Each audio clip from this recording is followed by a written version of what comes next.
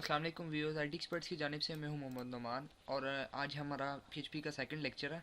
और इसमें हम डिस्कस करेंगे कि पीएचपी के हम पीएचपी को एचटीएमएल फॉर्म्स के साथ कैसे डील किया जाता है, और पीएचपी के जो कुछ ऑपरेटर्स हैं उनके बारे में बात करेंगे और उनकी वर्किंग के बारे में। और एक हम न्यू चीज़ पढ़ेंगे, वो है पीएचपी के डॉलर अंडरस्कोर पोस्ट मेथड। ये वर्क करता है एचटीएमएल फॉर्म्स के थ्रू। तो आज आपको मैं इंशाल्लाह एचटीएमएल के फॉर्म्स के थ्रू वर्किंग पीएचपी की सिखाऊंगा, जिसके थ्रू हम करेंगे यूज़र से इनपुट लेके अपनी वर्किंग करेंगे।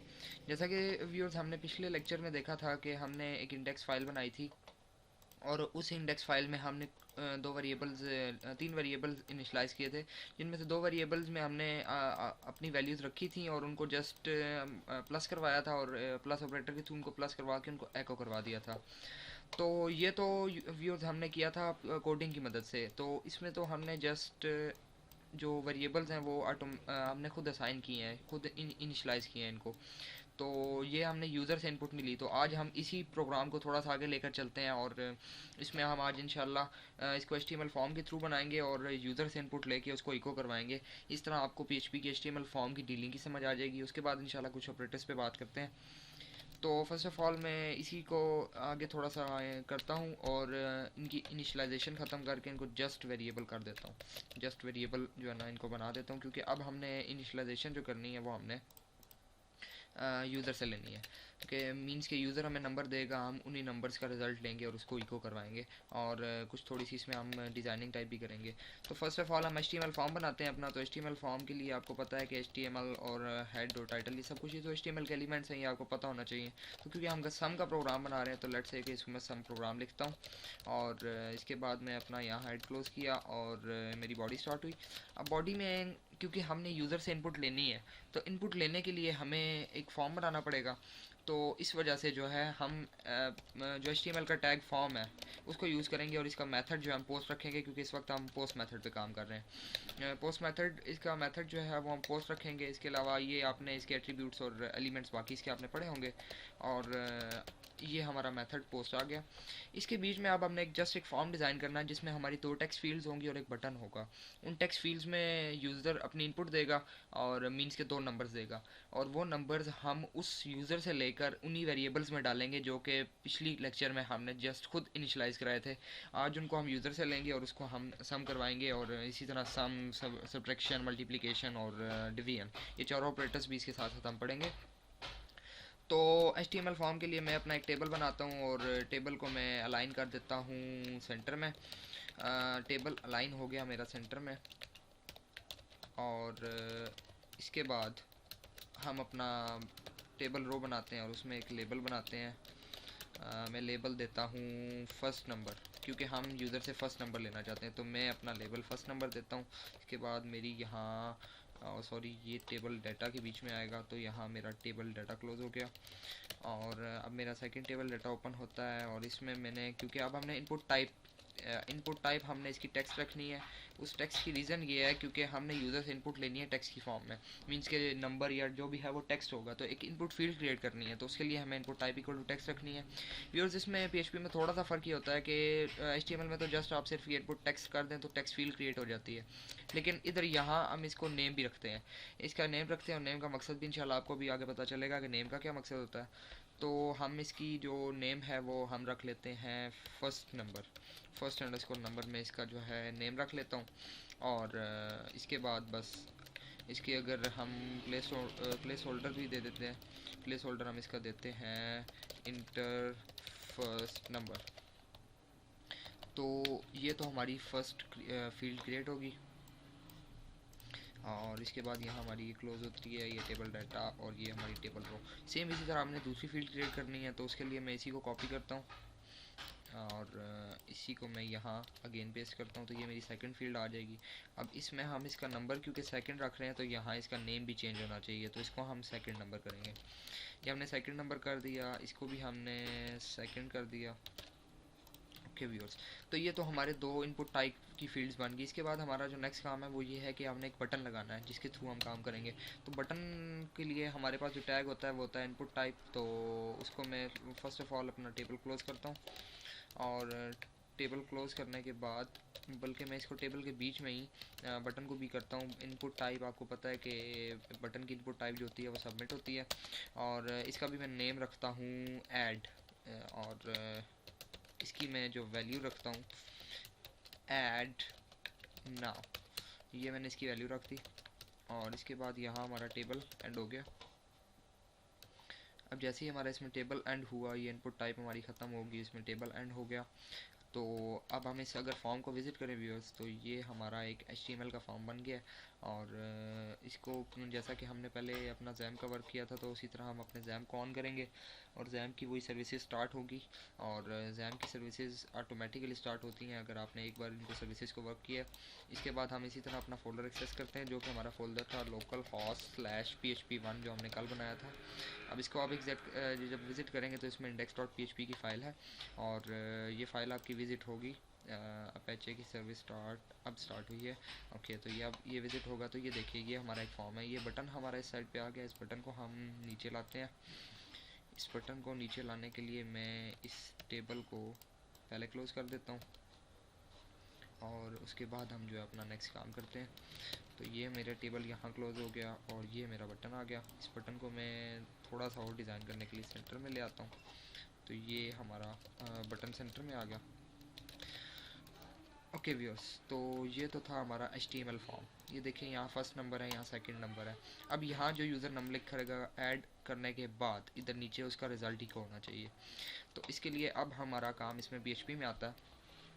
तो PHP में व्यूअर्स आपको जो सबसे पहले मैं चीज़ बताऊं कि अगर हमने चेक करना हो कि बटन दबे, बटन क्लिक हुआ है कि नहीं, मतलब बटन की अगर हमने क्लिक चेक करनी है, तो उसके लिए हमारे पास जो PHP में फंक्शन होता है वो इसेट होता है। PHP का फंक्शन होता है ये इसेट। इसका काम होता है कि चेक करना कि फॉर्म में कोई बटन प्रेस तो नहीं हुआ। तो हम क्योंकि चेक करना चाहते हैं कि जब यूज़र जो है ऐड नाउ के बटन के ऊपर क्लिक करेगा तो तब कुछ उसका प्रोसेस होना चाहिए। तो इसलिए अब हम सबसे पहले चेक करेंगे कि यूज़र ने बटन प्रेस कब किया है। तो उसके लिए हमारे पास जो फंक्शन है वो इसेट है। और अब हम क्योंकि चेक करना चाहते हैं कि अगर यूज़र बटन दबाए तो तब वर्किंग करनी है, तो इसके लिए हम इफ़ की स्टेटमेंट भी यूज़ करेंगे कि इफ़ इसेट मीन्स के इफ़ इसेट अगर बटन दबे तो क्या हो। तो इसके बीच में व्यूअर्स हमारा जो नेक्स्ट आता है वो आता है $_पोस्ट का एक वेरिएबल है, और ये ग्लोबल वेरिएबल है, और इसकी सिंटैक्स ये है। इसके बीच में आप जो नेम लिखेंगे, जो कि मैंने आपको भी बताया था कि नेम हमने लिखना होता है ज़रूरी। तो आप इसके बीच में जो नेम लिखेंगे, जैसे कि आपने ऐड लिखा, तो अब इस जो ये फॉर्म है, ये जो इस सेट है, इसको पता चल गया है कि $_पोस्ट का मतलब कि जब बटन दबेगा, तो क्योंकि फॉर्म का मेथड पोस्ट है तो ये फॉर्म का मेथड पोस्ट हो जाएगा। तो इसलिए वो $_पोस्ट को चेक करेगा, और उसके बाद आगे उसको जब ऐड की वैल्यू मिलेगी, ऐड, वो इस फॉर्म में सर्च करेगा कि कौन सा बटन है जिसका नेम ऐड है, तो वो उस बटन की प्रेसिंग चेक करेगा। तो इधर जो हमने इनपुट टाइप सबमिट रखा है उस बटन का ये वैल्यू ऐड है, तो इसलिए वो जब ये बटन दबेगा तब वो कोई एक्शन परफॉर्म करेगा। तो इसके बाद हमने इफ़ की ब्रैकेट स्टार्ट की। इफ़ के बीच में हमने अब जो काम करना है, हमारा नेक्स्ट काम ये होगा कि हमने जस्ट एक इसमें वेरिएबल्स में अब वैल्यू स्टोर्स करवानी है। तो हम एक वेरिएबल ले लेते हैं $_1, और इसको मैं वैल्यू जो देता हूँ वो $_पोस्ट, और मैं इसमें वैल्यू जो है इस फर्स्ट टेक्स्ट की डालना चाहता हूँ, तो मैं इसका नेम लिखूँगा इसी तरह इस पोस्ट के बीच में। और नाम याद रखिएगा, ये नेम बिल्कुल सेम होना चाहिए। ये नेम मैंने लिख दिया, और सेम इसी तरह अब हम दूसरे को भी कर लेते हैं num_2, और इसमें हमने क्योंकि सेकंड नंबर रखा था तो यहाँ अब हम सेकंड नंबर रखेंगे। तो व्यूअर्स इसके थ्रू क्या होगा कि जो फर्स्ट नंबर के टेक्स्ट में जो वैल्यू पड़ी होगी वो इस $_पोस्ट के वेरिएबल के थ्रू इस वेरिएबल में चली जाएगी। तो इस तरह हमारी यूज़र इनपुट होगी। आगे हमारा जो प्रोसेस का काम है वो बिल्कुल इस तरह ही। हम एक वेरिएबल $result ले लेते हैं, और इसमें हम $num_1 प्लस $num_2 करते हैं। तो ये हमारा $num_1 और $num_2 आ गया, और अब ये इसकी वैल्यू रिज़ल्ट में चली जाएगी। और इसी तरह जस्ट हमने इसको इको करवाना है, तो इको में इस बार मैं थोड़ी सी चेंजिंग करूँगा, और इको में थोड़ा सा फ़ॉन्ट का मैं डालूँगा कि फ़ॉन्ट और सेंटर टैग लगाऊँगा ताकि फ़ॉन्ट हमारा थोड़ा सा क्लियर हो जाए। तो मैं सेंटर का टैग लगा के उसके बाद इसमें फ़ॉन्ट का टैग लगाता हूँ, और फ़ॉन्ट का एट्रीब्यूट देता हूँ साइज़ =3 एंड कलर =ग्रीन। और इसके बाद मैं इसमें लिखता हूँ the result of two numbers, बल्कि इसको हम द रिज़ल्ट इज़ या द सम इज़ कर लेते हैं। हम इसको हम द सम इज़, और इधर आके हमने क्योंकि वेरिएबल की वैल्यू निकालनी है तो हम डॉलर रिज़ल्ट लिखेंगे, तो ये उस वेरिएबल की वैल्यू गेट कर लेगा। और इस तरह हम जो है अब अपना फ़ॉन्ट का टैग क्लोज़ करते हैं, और फ़ॉन्ट के बाद हमारा जो है सेंटर का टैग क्लोज़ होगा। तो अब ये जब एको करेगा तो ये एको सेंटर में करेगा, और फ़ॉन्ट साइज़ 3 और कलर ग्रीन के साथ ये चीज़ इको करेगा। ठीक है, तो अब हम इसको चेक करते हैं कि ये वर्क करता है कि नहीं। तो आप इस फॉर्म को दोबारा लोड करें और अब इधर आप कोई नंबर दें। लेट्स से हमने यहाँ 2 दिया और यहाँ हमने नंबर 5 दिया।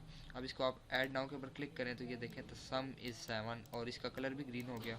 ये थोड़ा सा विजिबल नहीं है तो मैं इसका कलर थोड़ा सा चेंज करता हूँ और इसको मैं रेड कर देता हूँ, और इसका फ़ॉन्ट साइज़ जो है वो मैं 8 कर देता हूँ ताकि थोड़ा सा व्यू हो जाए। तो अब हम इसको दोबारा फॉर्म को लोड करते हैं, और फॉर्म को लोड करने के बाद हम यहाँ नंबर 2 लिखते हैं और यहाँ नंबर लेट से हमने 10 लिख दिया। अब इसको हम जब ऐड नाउ के ऊपर क्लिक करेंगे तो ये देखें द सम इज़ 12, और 10 + 2 12 होता है। अब इसने क्या किया, इसने वैल्यूज़ यूज़र से गेट की हैं। तो ये तो था हमारा डॉलर अंडरस्कोर जो पोस्ट का वेरिएबल था उसका काम, और वेरिएबल HTML फॉर्म्स के साथ PHP को डील करने का ये मेथड था। इस तरह हम करते हैं PHP के लिए काम। अब हम थोड़ी सी बात करते हैं ऑपरेटर्स पे। तो व्यूअर्स, PHP के जो ऑपरेटर्स हैं उसमें 3 टाइप्स हैं। सेम लाइक जैसे बाकी प्रोग्रामिंग लैंग्वेजेस हैं जस्ट लाइक सी, उस तरह इसके भी तीन वेरिएबल ऑपरेटर्स हैं जो कि हम यूज़ करते हैं। उनमें आपका जो फर्स्ट ऑपरेटर आता है वो आपका अरिथमेटिक ऑपरेटर टाइप आती है। तो अरिथमेटिक ऑपरेटर्स, तो ये जो ऑपरेटर्स हैं इनकी हम वर्किंग देखते हैं, ये होते क्या हैं और इनके सिंबल क्या हैं। तो मैं लिखता हूँ यहाँ सिंबल, और सिंबल के बाद फंक्शनैलिटी, और फंक्शनैलिटी के बाद हम जो है जस्ट इसका नेम दे देते हैं। ओके, सो सिंबल जो होता है पहला हमारे पास ऑपरेटर अरिथमेटिक में जो आता है वो आता है प्लस, और इसकी फंक्शनैलिटी होती है टू ऐड नंबर्स। और इसके बाद जो है हम जो नेक्स्ट चीज़ देख रहे हैं वो है इसका नेम। तो नेम इसको आप सामी कहते हैं। तो उसके बाद हमारा अगला आता है माइनस। उसके बाद हमारा आता है PHP में मल्टीप्लाई की जगह स्टैरिक और डिवाइड की जगह स्लैश, और मॉड्यूलस के लिए %। अब जो माइनस है इसका काम होता है टू सब्ट्रैक्ट, ठीक हो गया। और इसको जो हम नेम हम इसको सब भी कहते हैं। और इसके बाद ये जो तीसरा है ये आता है टू मल्टीप्लाई, और इसको हम मल कहते हैं, लैंग्वेज में मल्टीप्लाई कहते हैं या मल कुछ भी कह सकते हैं, शॉर्ट फॉर्म्स लिख रहा हूँ मैं। इसका काम होता है टू डिवाइड, और इसका काम होता है इसको हम कहते हैं डिव। और उसके बाद जो है हमारा नेक्स्ट मॉड्यूलस का ऑपरेटर, इसको कहते हैं to get remainder value. Remainder value आपने पढ़ी होगी कि डिवीजन के नीचे जो वैल्यू बच जाती है उसको रिमाइंडर वैल्यू कहते हैं। तो अगर आप चाहते हैं कि आप डिवीजन के आंसर नहीं उसका रिमाइंडर लेना चाहते हैं तो आप डिवीजन की जगह % मींस के मॉड्यूलस साइन लगाएंगे। इसको हम नेम, इसका नेम होता है मॉड्यूलस ऑपरेटर। तो ये क्या करेगा, ये आपको मॉड्यूलस ऑपरेटर उसका गेट कर देगा और उसका रिमाइंडर आपको गेट करके दे देगा। तो ये तो था अरिथमेटिक ऑपरेटर। जिस तरह हम आगे चलते हैं, और मैं अब अरिथमेटिक के बाद नेक्स्ट ऑपरेटर टाइप जो आती है वो हमारे पास आती है रिलेशनल ऑपरेटर्स। तो रिलेशनल ऑपरेटर्स का सिंबल जो है, इसका जो सिंबल है वो सिंबल हम रख लेते हैं। इसका जो रिलेशनल ऑपरेटर्स 6 टाइप्स के होते हैं, लेस दैन, ग्रेटर दैन, और equal to, not equal to, less than equal to, and greater than equal to, और sorry less than equal to and greater than equal to. तो ये हमारी जो है 1 2 3 4 5 एंड 6 टाइप्स हैं। तो इस फर्स्ट का जो फंक्शनैलिटी है इसका टू कंपेयर लेसर वैल्यू, और इसका जो नेम है इसको आप लेस दैन ऑपरेटर ही कहते हैं, तो लेस दैन। ओके, इसके बाद हमारा जो नेक्स्ट है ये है, इसको हम कहते हैं टू कंपेयर ग्रेटर वैल्यू, और इसका जो ऑपरेटर है वो है ग्रेटर दैन। इसके बाद ये जो तीसरा है व्यूअर्स, PHP में जैसे कि हमने मैथमेटिकल में अगर किसी चीज़ को हमने इक्वल टू रखना हो तो हम उसको सिंगल इक्वल लिखते हैं, लेकिन PHP में सिंगल इक्वल का मतलब असाइनमेंट ऑपरेटर होता है। तो ये जो होता है ये आपका असाइन करता है वैल्यू को। तो ये इक्वल टू अगर आपने किसी चीज़ को कंपेयर कराना है कि लेट्स से कि 1 इक्वल टू 1, तो आपको डबल इक्वल लगाना पड़ेगा, तो तब वो इक्वल कंपेयर होगा। नहीं तो एक सिंगल इक्वल पे वो 1 की वैल्यू 1 को असाइन हो जाएगी। तो इसलिए इसका काम होता है टू इक्वल। और इसका जो नेम है इसको हम इक्वालिटी ऑपरेटर कहते हैं। इसके बाद आता है आपका नॉट इक्वल टू। अब क्योंकि नॉट इक्वल टू का कोई साइन नहीं होता, तो नॉट मीन्स के जैसे इक्वल टू का तो कोई साइन है, लेकिन मैथमेटिक्स में जैसे हम नॉट इक्वल टू लिखते हैं, इस तरह PHP में कोई साइन नहीं है। तो इसलिए नॉट इक्वल टू के लिए आप एक्सक्लेमेशन मार्क और इक्वल टू लिखते हैं। इट मीन्स होता है नॉट इक्वल, और इसका नेम जो है नॉट इक्वल ही है। इसके बाद आपका आता है next less than, sorry greater than equal to. तो ग्रेटर देन इक्वल टू, इसमें 2 कंडीशन आते हैं व्यूअर्स, जिसमें हम चेक करते हैं कि लेस देन हो, सॉरी या ग्रेटर देन हो या इक्वल टू हो। कोई एक भी कंडीशन ट्रू होगी तो वो आपका प्रोग्राम वर्क करेगा। तो ये इसके ऊपर हम इंशाल्लाह प्रोग्राम भी बनाएंगे। इंशाल्लाह वो अपने नेक्स्ट लेक्चर में हम इन ऑपरेटर्स को यूज़ करते हुए कुछ प्रोग्राम्स बनाएंगे। या मैं देखता हूँ आपको इसी लेक्चर में ये कवर अप करवाने की कोशिश करूँगा। तो ग्रेटर दैन इक्वल टू के बीच में जो है हम इसका नेम भी यही है, सेम नेम है इसका। तो इसके बाद आपका जो नेक्स्ट ऑपरेटर है वो है लेस दैन इक्वल टू। तो लेस दैन इक्वल टू, और इसका भी नेम बिल्कुल सेम यही है। इसके बाद जो थर्ड टाइप हमारे पास आती है वो आती है रिलेशनल ऑपरेटर्स। तो व्यूअर्स, जो रिलेशनल ऑपरेटर्स होते हैं हमारे पास, रिलेशनल ऑपरेटर्स की टाइप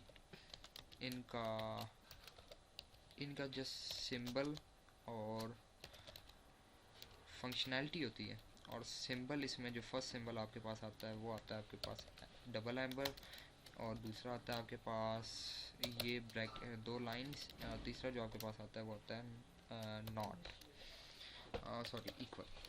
ओके, तो व्यूअर जो ये डबल एम्बर है इसका मतलब होता है एंड ऑपरेटर। इसका काम होता है एंड। अब हमने अगर 2 वैल्यूज़ लिखनी हो, मीन्स कि हमने कोई कंडीशन चेक करनी हो कि दिस एंड दिस, तो हम ये ऑपरेटर यूज़ करते हैं। इसका काम होता है और, कि दिस और दिस, तो ये ऑपरेटर यूज़ होता है आपका। ये और के लिए होता है, वो एंड के लिए होता है। और जो तीसरा इक्वल टू है इसका काम होता है असाइनमेंट ऑपरेटर, तो ये असाइनमेंट ऑपरेटर। तो व्यूअर्स, ये थे आपके पास 3 टाइप्स के ऑपरेटर्स, और इंशाल्लाह इसकी आपको वीडियो के डिस्क्रिप्शन में आपको ये ऑपरेटर्स की पूरी फ़ाइल भी मिल जाएगी। और इसमें ये आपको टेक्स्ट फाइल में मिल जाएंगे। इसका आपको कोई इशू नहीं है, या आप वहाँ से रिवाइज़ कर सकते हैं। इसके बाद अब हम थोड़ा सा वर्क कर लेते हैं, क्योंकि हमारे ऑपरेटर्स तो ख़त्म हो गए हैं, तो हम थोड़ा सा वर्क कर लेते हैं किसी एक ऑपरेटर के। जैसे कि मैं आपको मॉड्यूलस ऑपरेटर का वर्क बता देता हूँ कि ये कैसे यूज़ होता है। तो व्यूअर्स, मॉड्यूलस ऑपरेटर चले हम इसी पे करते हैं। इधर हम num1 की प्लस की जगह मॉड्यूलस ऑपरेटर लगाते हैं। जैसे कि ये देखिए, ये मैंने मॉड्यूलस ऑपरेटर लगाया। अब मैं इसको चेक करता हूँ। अब मैं इसको कहता हूँ द रिमाइंडर इज़ ओके। तो अब जो फर्स्ट नंबर हम लिखेंगे, जैसे कि मैं इधर अब फर्स्ट नंबर लिखता हूँ 10 और सेकंड नंबर लिखता हूँ 5, तो 5 2 से 10 होता है। और तो रिमाइंडर जो है वो 0 बचना चाहिए। तो ऐड नाउ करो तो ये देखो रिमाइंडर इज़ 0, मीन्स कि हमारी लॉजिक बिल्कुल ठीक थी और ये प्रोग्राम की लॉजिक भी बिल्कुल ठीक है। अब हम कुछ रिमाइंडर वाला प्रोजेक्ट कर लेते हैं। लेट्स से कि मैं कहता हूँ कि 3 × 5। अब ये क्योंकि जब ऐड होगा तो इसमें रिमाइंडर बचेगा, तो उसका मॉड्यूलस आपका 3 आ गया। क्योंकि 3 रिमाइंडर 5 जो होता है उसका आपको पता है कि 3 को आप जब 5 पे डिवाइड करेंगे तो उसका रिमाइंडर कुछ बचेगा, तो वो रिमाइंडर आपका ये आ जाता है। तो ये मॉड्यूलस ऑपरेटर का काम है। इसी तरह आपको इसी में मैं आपको डिवाइड का भी ऑपरेटर और मल्टीप्लाई का भी लगा के दिखा देता हूँ। कि लेट्स से हमने यहाँ माइनस का लगाया, पहले माइनस पे काम करते हैं। तो अब ये हमारी वैल्यू जो है ये माइनस में देगा। और जैसे कि हम यहाँ वैल्यू लिखते हैं 5 और इसको लिखते हैं 2, तो आंसर हमारा लॉजिक के मुताबिक 3 आना चाहिए। तो ये देखें आंसर बिल्कुल 3 आ रहा है।